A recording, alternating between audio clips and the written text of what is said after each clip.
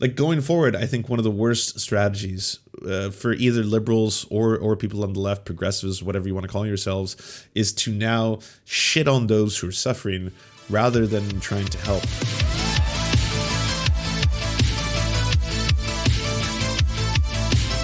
Yeah, that's why you sub to this channel, right? Because just all the creative liberties I take. Look at that. How's that for titles? That'll bring people in. That'll bring them all in. Several million without power in Texas as temperatures plunge below negative 20 degrees Celsius.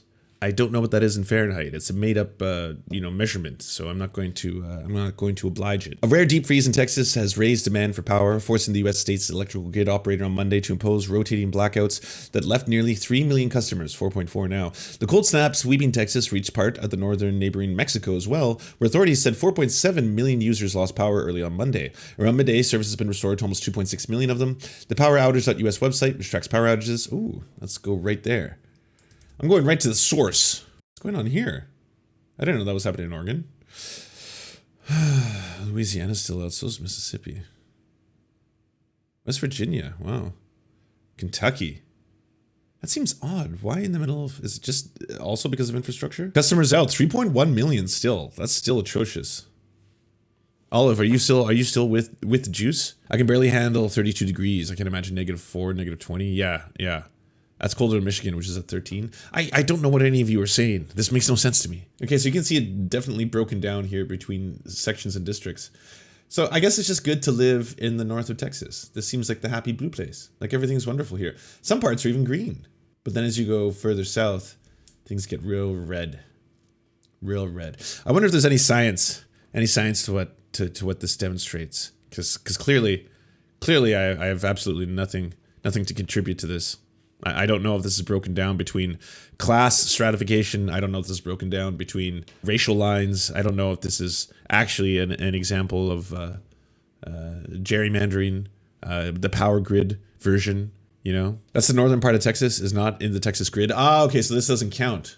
Ah, because they're not part of the Texas grid. So this is all part of the Texas grid. That juicy grid. I'll find a link to the grid map. There is a reason. Yes, I need to know the reason. I need to know why what is happening is happening. Power is slowly being restored across Texas, but millions are still in the dark. So why is the power still out for so many of you? And why does it seem like no one, including CenterPoint and other power providers, can do anything about it? Let's break it down. So the state grid is made up of 4 parts: electricity generators like power plants, transmission lines, distribution networks, and finally, you, the customer. ERCOT, the Electric Reliability Council of Texas, manages the flow of electricity. Think of it like... Any idea why green energy is being blamed for this? Because the true reasons just basically have the arrows pointed directly at people trying to advocate against these kind of things. Look, if I was to tell you, and I think most people on the left would agree, that we shouldn't have the privatization of resources necessary for people to enjoy quality of life, right? I don't think that electricity should be privatized. I don't think even that the internet should be privatized. I don't think that water should be privatized. I think those are all public utilities. They're in the public good. They're in the public interest. We as a society have pooled together in countries. These are clubs, essentially, right? Clubs with imaginary lines and made up rules. But that's essentially what these all every country, no matter how you want to think about it. I know some people are going to get really pissed off. Like, no. America is more than a club. It's a vision. It's an ideal. All right. It's a beautiful, fantastic panacea. Fine. Whatever you want to call it. It's a club. Part of these clubs have memberships. To get a membership, you pay dues. Those dues are called taxes. That's how the whole system works. The size of the club is basically the amount of members it has who are born within it naturally. Or you might have an open-ended club that can allow new members through a little system called immigration. No matter what, these things are set up. And then all these clubs are either cooperating with each other or battling each other, fighting each other. But that's basically how the world that we live in today operates. And in these clubs, we decide as members, because we're all members in these clubs, paying our dues, the taxes, whether or not this club is going to be allowed to sell off things that occur naturally within that environment, such as oil, gasoline, water, electricity, if they're going to be able to sell that off to private third parties. That's how the whole thing works. Unfortunately, I live in a country, a club, if you will, that has sold off our natural gas resources, the oil sands, all that stuff, to private third parties. I think those should be nationalized. I'm for the nationalization of private resources. And in the case of Texas, what are you going to do? If you've been saying it's un-American to be against business, all right? Business is the backbone of this entire country. And so we should not be part of the big federal elitists. We don't need to be part of the federal government. I want us to separate our Texas power grid and privatize it and use a private company. Well, if you happen to have been pushing for that, if you happen to be humping that well for the past, I don't know, decade, I don't know how long that power grid has been, independent of federal power grids. When this happens, you're not going to look towards yourselves and be like, by the way, I'm responsible for this. Like, no one's going to stand up and take the blame. You got to point it elsewhere. So you pointed at people now who are rationally saying, can everyone please reduce the amount of electricity you're using? If you don't, we'll overwhelm the grid and none of us have it. So can we please all share? Let's be good people. Let's work together. So you point that out and be like, yeah, fucking, here's the Democrats trying to get you. They're trying to turn all you sheeple into people who are just going to be obedient slaves to the government. Well, at the same time, you need to scapegoat this. You need to point out that something is responsible. So you're also going to say it's the wind turbines. It's always been the wind turbines. We told you wind is not great. Look how the turbines froze. You see, because they froze, they can no longer generate electricity. That's why this is all happening. It's green energy is the problem. We always told you this from the get-go. But you were fools. You were fools and you didn't listen. You didn't listen. Resisting federal help got Texas into this mess, but Texas Republicans sure didn't have a problem asking for federal help once shit hit the fan. My hope is that Texas don't suffer for naught. The state is modernizing its power grid and energy policy here. The GOP climate deniers, Abbott, Cornyn, Cruz, Crenshaw, Gomert, Patrick, finally wake the fuck up, but not holding my breath. Further proving this point, El Paso is not a part of ERCOT, which manages 90% of the state's electrical load. El Paso is on the western grid, so while millions of Texans have been without power for long periods, El Paso has hardly experienced a single outage. Well, what do you know? What do you know? How about that? What a surprise. Hey, by the way, something else, and this is really important. There's this concept that 70 million plus Americans voted for Donald Trump because they're racists, because they just hate brown people, or they just hate immigrants so much that they were galvanized by a president who told them that, hey, by the way, all the problems and woes in your life can be solved if you vote for me. If you actually listen to interviews with Republicans, if you actually listen to interviews with people who voted for Donald Trump, especially people who are in the middle of the United States, in the areas of the United States that they effectively feel isolated from the big elitist Democratic Party, right? They see the Democratic Party as a party of elites, a party of special interests, for example. There are those, and I was listening to a bunch of interviews with them yesterday on a podcast, some of them being coal miners or ex-coal miners, because of course coal is effectively being phased out in a lot of parts of the world. It's a very strong pollutant. We have much better ways of generating energy at this point, but there is still an enormous sector of the American working class that were coal miners. And a lot of them were saying that even though I knew Donald Trump was lying, even though I could see that he was lying, I knew that he wasn't actually going to bring coal back.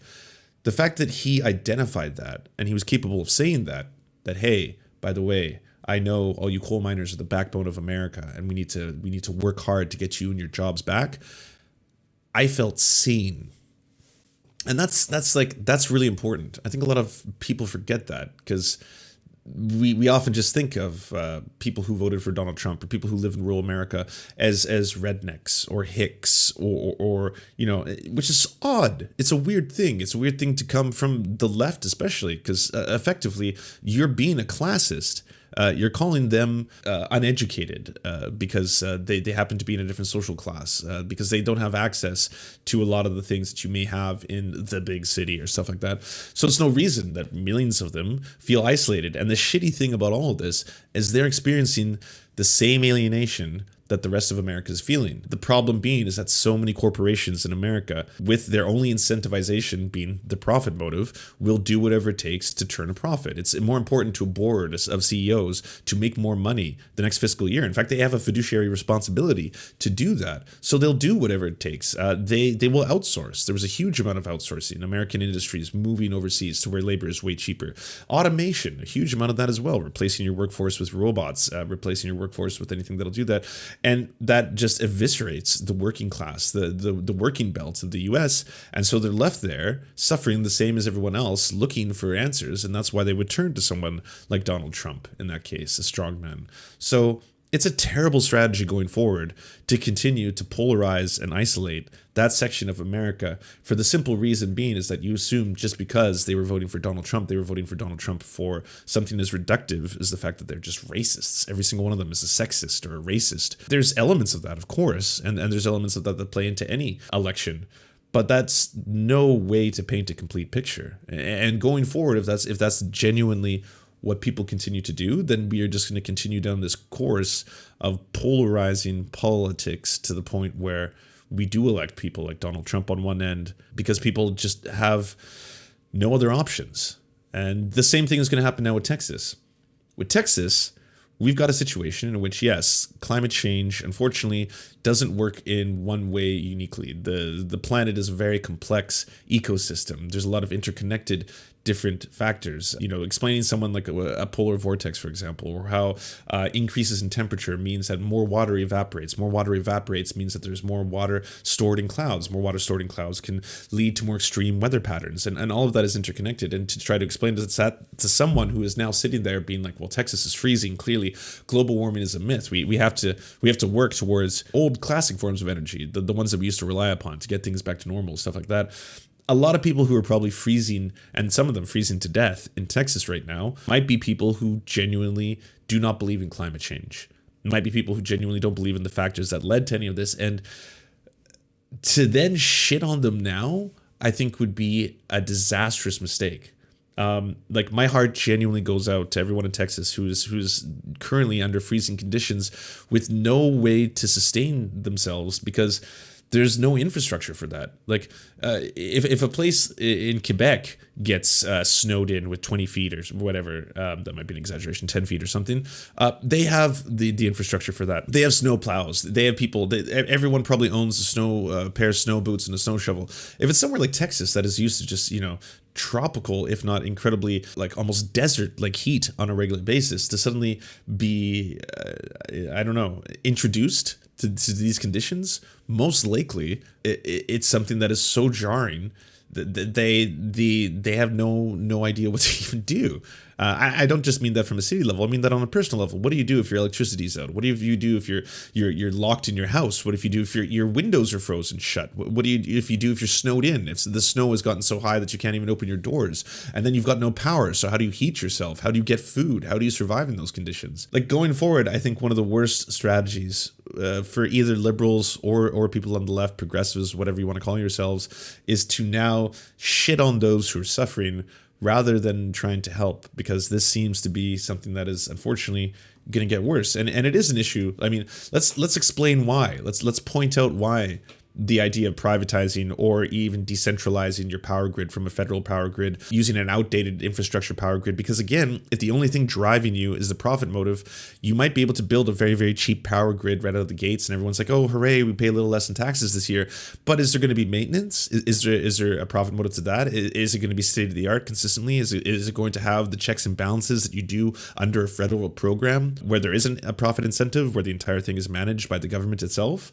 I mean, that's kind of the point of governments, right? Warning centers, local office resources, contact media, warming. Oh, these are where the warming centers are in Texas. Okay, fucking awesome. And it would be nice too if we had some kind of a mutual aid network for people to help each other out, because there's also a situation in Texas where seniors, for example, people living at home, or people who are disabled, who don't have the ability to travel in moderate to extreme weather conditions, they're also going to need help as well. Like that's something that should be tackled. Setting up infrastructure and support networks and mutual aid networks to be able to help people who are unable to help themselves in this condition. But thank you for that link. Encore Energy Delivery. Encore Energy Delivery Company is Texas's largest transmission and distribution electrical utility, the fifth largest in the U.S., serving more than 10 million Texans, 420 cities, 120 counties in the state. Their services territory includes East, West, and North Central Texas, Dallas, Fort Worth, Irving, Plato, Arlington, Beeville. Beeville! Aw. Welcome to Beeville. Sempra Energy acquired a majority stake in Encore for $9.45 billion. Wild. They make a yearly revenue of $4.3 billion. Their net income, $651 million in 2019. All right. 651 million net. That's it's pretty solid. Pretty solid. Over $500 million net profit. And I guess a lot of that money gets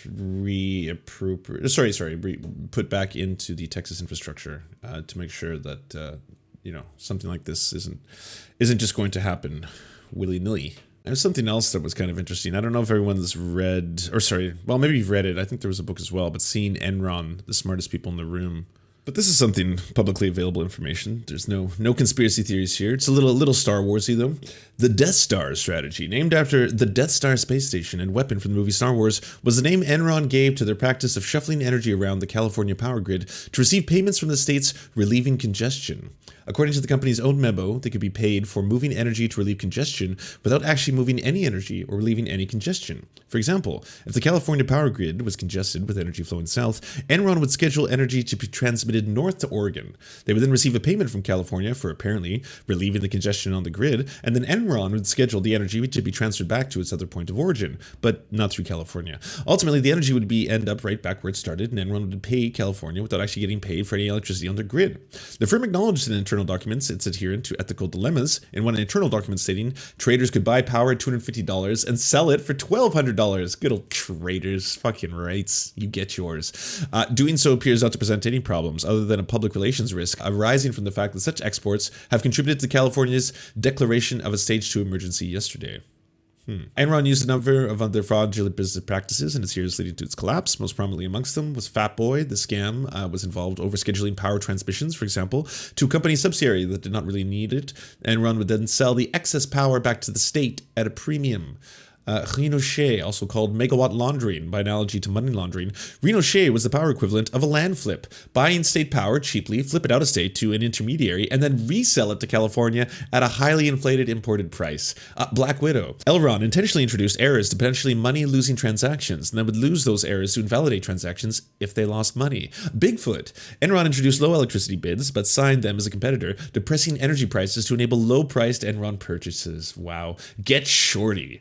Enron sold electricity it did not own, depressed demand, and then purchased it back for national electricity at lowered prices. Just see what's happening here? Just what you might think is just cartoonish evil? It's not. This is just the profit motive, driving a company that wants to make money. And it's making money off something that you probably use every single day. You're probably using it right now to watch me, either at home, on your phone, or on the turlet machine. I don't know if you have one of those advanced toilets. Some people have them. Anyways, it's fucked. Absolutely fucked. This is why things like energy, things like water, these need to be public utilities. Private utilities, they've shown us what they do. They want to make money, and they'll do it through some of the worst unethical and shady ways. I mean, yes, there should be limits to all of this based on, like, this is also a little bit on we as a society, I suppose. We should be collectively stating that we want government oversight. We want regulations. We don't think companies should be able to operate this way. Not to mention, it's incredibly wasteful.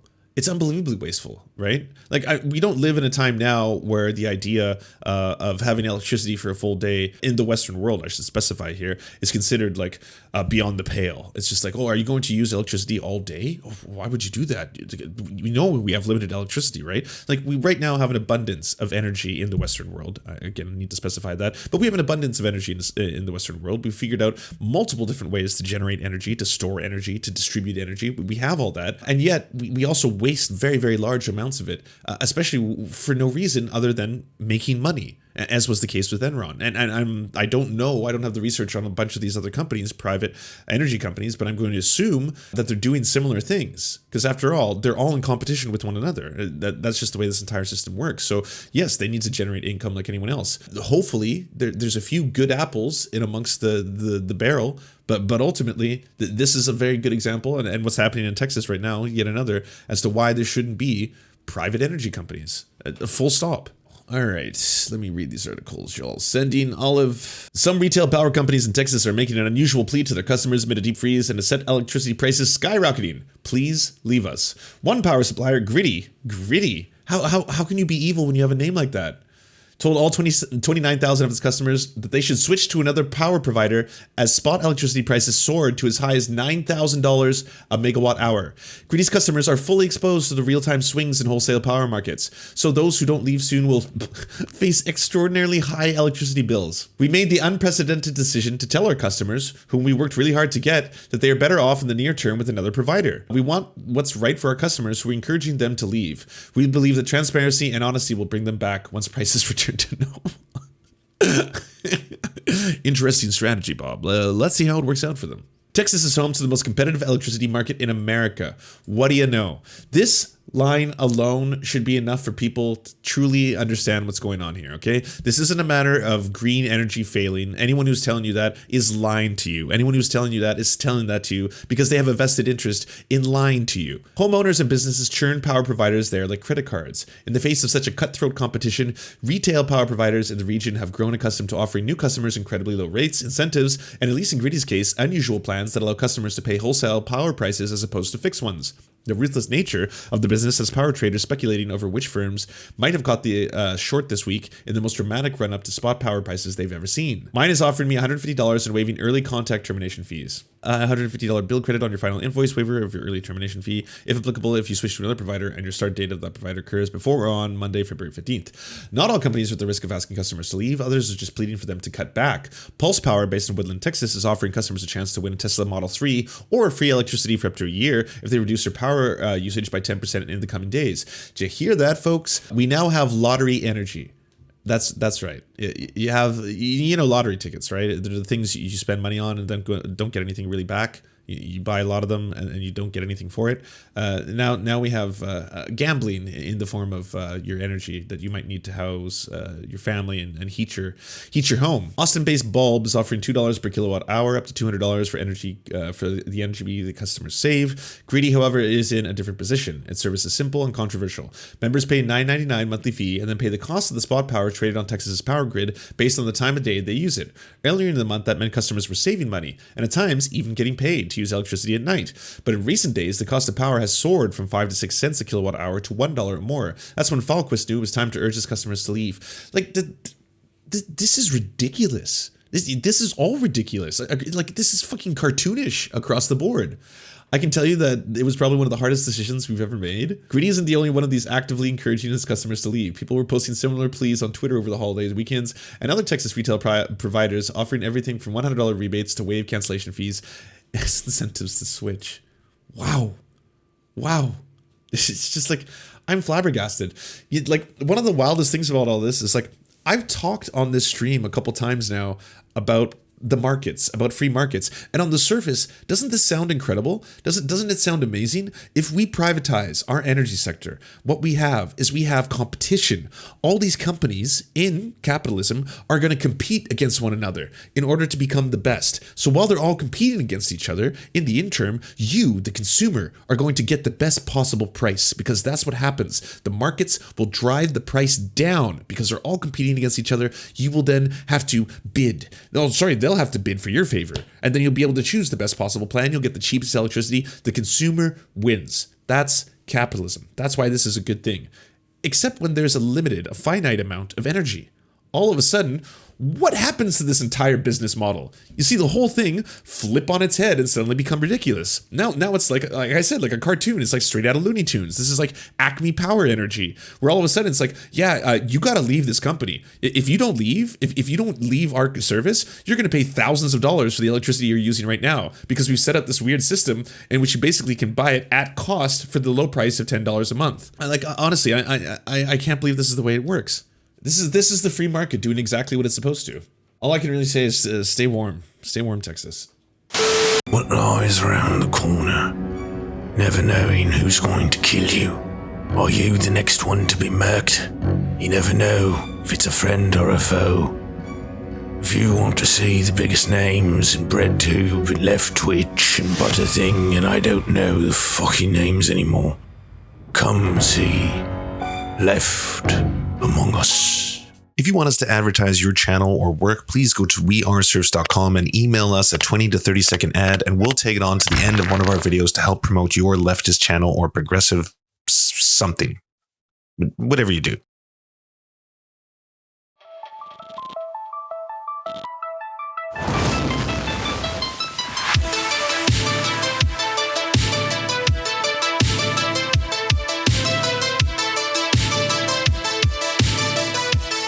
To our God, I'm Rast, Xander Corvus, and Schlatsky, we shall commit blood sacrifices in your honor. To our monarch, Tom Spiker, our lives are yours to command. To our lords, Jeffrey Lamb, Trevor R., Stephen, Hans Josephine, Poppy Nelson, Ryan Lubin, Jimothy K. Meeblebeeps Jr., we bow meekly for your pleasure. To our Knights of the Round Table, Josh Mickelson, Dylan Bythe, Zach Christensen, Todd Buckingham, Todd Lajeunesse, Political Puppy, Jimmy Bignuts, Andreas Chitoro, Good Poon Hates Cops, That's Solid Poon Then, Dr. Zayas, Yoppie, Violent Orchard, Sophie Baby, Jack Darko, Thomas Barretton, J. Fraser Cartwright, Goofalankius, Melissa Murphy, Nicholas Marks, Alexander Thaler, Ali Rada Jaffer, Alex Gauvin, Radical Maniac, we salute you.